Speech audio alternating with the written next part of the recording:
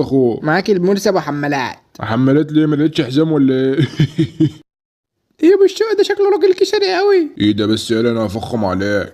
امروني يا حضرات. قلنا بقى يا حاج مرسي، عاوزين نقشخ الواد ده كده في اول يوم جامعه. تحت امرك يا محترم، عاوز له ايه؟ عاوز قميص يا حبيبني. اسكت يالا يا حمقه، اما الرجاله تتكلم انت تسكت خالص. سيبني انا هفخم عليك. ها يا باشا نجيب له ايه؟ عنده قماشه لسه جايه حلوه قوي. وماشي طيب محترم، انت عايز تصغرنا ولا ايه؟ احنا عايزين بدله عشخه. بدله للجامعه ازاي يعني يا باشا؟ انت باين عليك هو لسه جديد، انا كنت عاوز الحاج نزوز تتفاهم معاه. مش مبالغ فيها شويه البدله يا ابو الشوق؟ يا ابني اسكت، انا عارف مصلحتك، سيبني انا هفخم عليك.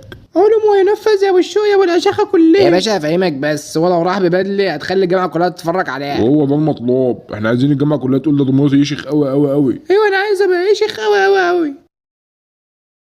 طب عاوز البدله لونها ايه يا محترم؟ انت داخل كليه ايه يا حمقه؟ على زراعه يا حبيبنا زراعه. خلاص طالما زراعه